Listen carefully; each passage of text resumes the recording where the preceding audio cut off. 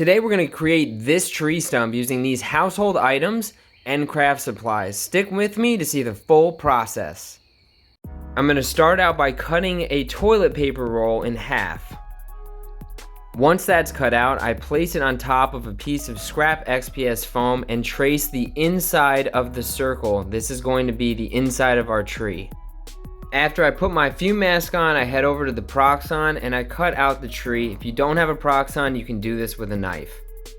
I just want to test fit this before I go any further to make sure that it fits, and it looks like we are good to go here. I want the inner part of this tree to have rings on it, and I'm going to use a pencil to actually create that effect. These are actually pencils that are meant for sketching, but I keep them in the workshop for purposes like this. It's not super sharp, and all I'm going to do is create a bunch of rings with this pencil to mimic the rings inside of a tree after it's been cut down. Here's what it looks like after I'm done tracing the rings. I want to add some more realistic texture to this, so I pop this out, get my utility knife, and I just carve a bunch of striation marks on this thing horizontally first, and then I move on to some vertical striation marks. Doing this now is really going to come through when we start applying our washes later on in the build. Here's a look at how it looks after all those carving marks. I put it back inside the toilet paper roll. For this next part, I'm going to need it to be in there for reference. And then I grab some regular old twine and a pair of scissors. Here I grab twine at a length that I think is going to fit with the tree trunk, and I cut a bunch of these, just a ton of strands of twine. And this is the sped up process, so you guys don't have to watch me do this in real time. I actually needed more than I thought for this project. After that, I turned my hot glue gun on and applied the strands to the toilet paper roll. You're seeing me put the glue on the strands, which honestly is not the smart way of doing this, but all these projects are trial and error. You'll see me later on realize that it was much easier to just glue the toilet paper roll and apply the strands that way. So hopefully that saves you a headache and maybe saves you some burnt fingers. You might notice that not all the twine is the same length, and I did that on purpose because I wanted certain parts to appear to be root segments. I also wanted areas where the inside of the tree was exposed, which you can kind of see here in this rotation shot. For this next part, I need to pop the foam out. Then I apply very thin layers of hot glue over top of the bark, and I also do it on the inside portions of the bark as well. Having the hot glue and some areas of the twine still exposed is really going to create some interesting bark texture for us when we go to paint this. Speaking of paint, we're going to base coat this in Anita's white. And as always, my goal is to get full coverage in the base coat. I want to make sure that I don't have any missing spots, and if I do, I go back in and I reapply. And for this project, again, I want to get the inside portions as well. And now we're going to paint the inside wood area with this color here. I also want to shout out this YouTube viewer who commented on my last video telling me that I was pronouncing this color name wrong. Apparently it's Cafe au lait, and I was saying Cafe a lot, which I knew that sounded weird, so I really appreciate him pointing that out. The rest of what we're doing for the bark is going to be a variety of paint washes. Starting with the light gray, I'm just going to apply a little bit of this on the top portions of the bark and allow gravity to run the paint wash down the piece. After that dries a little bit, I do the same exact thing with the black wash, getting coverage throughout the entire thing.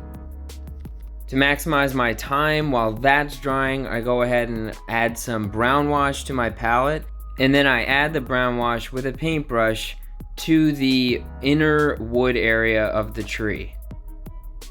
Not only do I do the inside, but I also run it around the outside as well because I'm not sure exactly how much of this is going to be exposed. I let that dry quickly, and then I go to a black wash and I do the same exact thing using the paintbrush to apply it on the inner part of the tree.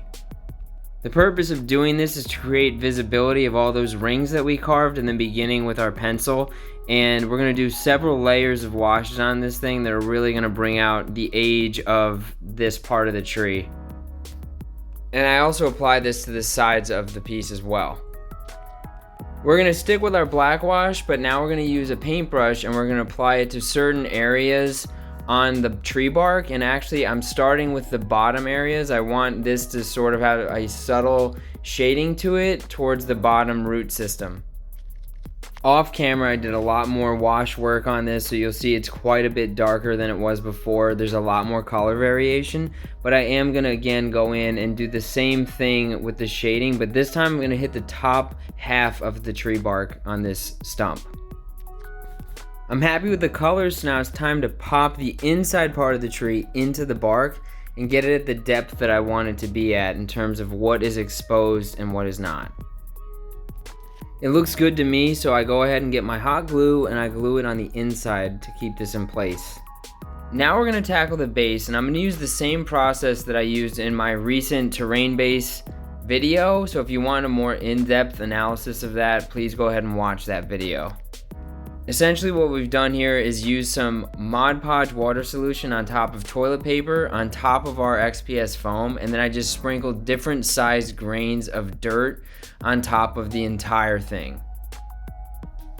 And in order to keep the dirt in place, I use a Mod Podge water solution with a little dropper, and I soak the entire base. After it dries, I went ahead and just base coated it with this earth brown by Anita's.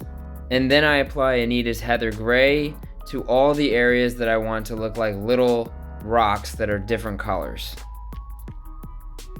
I think this step just adds some visual intrigue to the piece when it's done, and I think it's a really cool and easy way to accomplish that task. The Heather Gray dries pretty quickly, and then I just dry brush Cafe au lait over top of the entire terrain base and apply some black wash with my dropper. Now it's finally time to glue the tree stump onto the base that we just created, and I'm doing that with hot glue just along the perimeter of the tree stump where it's going to connect with the base. I make sure to place this with care, and I also make sure that I hold it in place for a bit so that it dries on there totally before we get to the next step. Off camera, I added in some aquarium rocks to fill in some of the gapping that was happening. I only want this one gap in the front, and so these really help me cover those up. But of course that means I have to paint these, so back to the Heather Gray just to cover these up. And I don't need to be perfect here because I am going to cover most of these with some flock. Flocking's the next step, and we're going to use Mod Podge as a base before we apply the flock. So first thing I have to do is unscrew this thing, get the paintbrush in there, and just apply the Mod Podge where I want the flock to exist.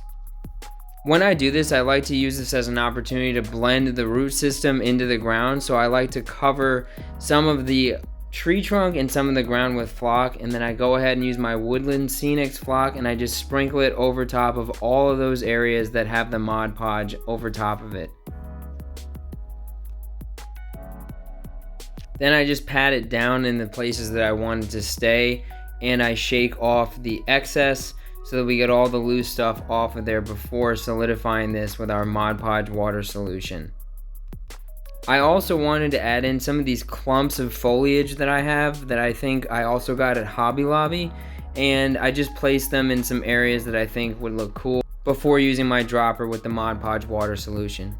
And here it is, the final piece. I hope you enjoyed watching the video. I hope you found it interesting, and I hope that you'll subscribe to the channel and check out some of our other videos. Thank you so much. I will see you in the next one.